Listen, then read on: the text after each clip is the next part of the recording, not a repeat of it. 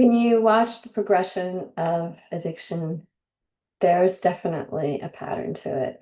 Things generally just keep getting worse. There may be a cessation of the addiction and things get on a positive course of action.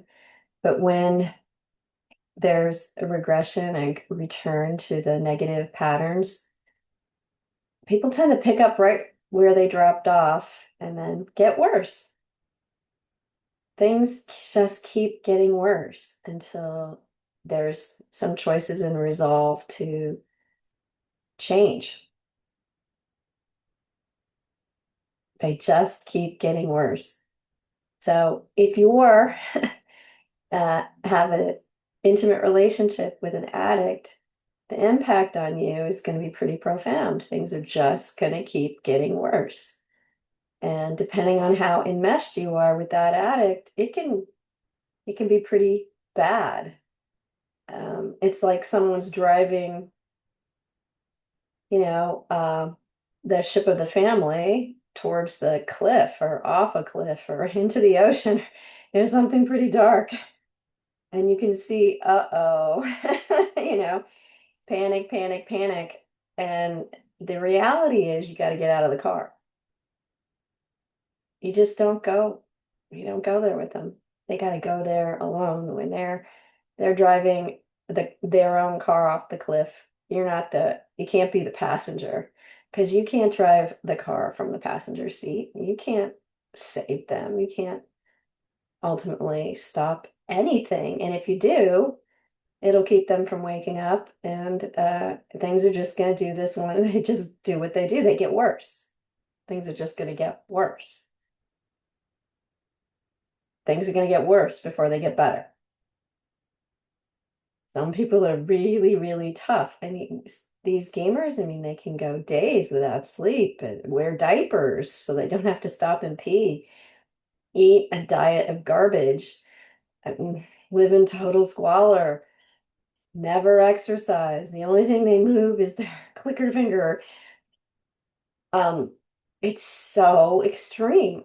Oftentimes I've looked at it and thought, wow, if someone could do that, what kind of impact on the world would they make if they did something productive? And then I take a step back and I think of what's happened to productivity in this country due to this particular addiction. And that's a mind-boggling thought. Someone actually spent 16 hours a day doing real work passionately. Wow, that'd be something. So detachment is the only way out. And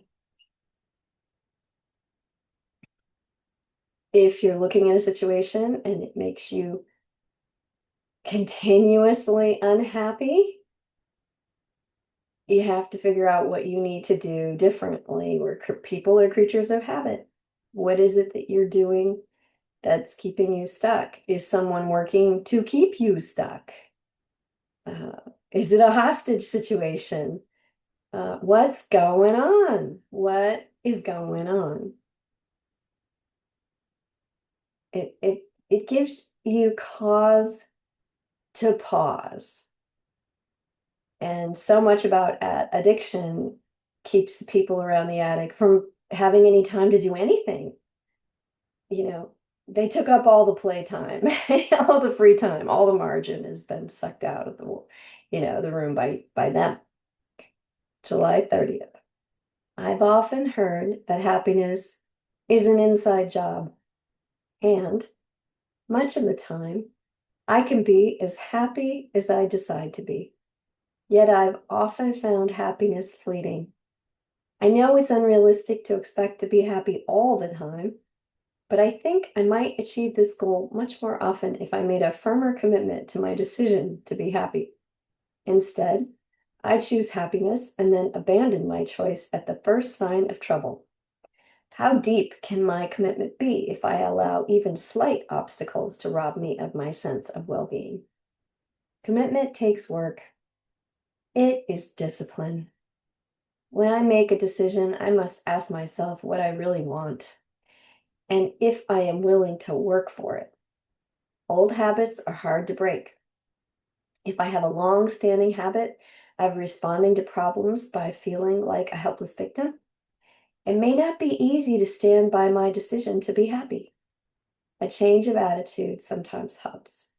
Perhaps I can look at problems as opportunities to commit more deeply to my choices.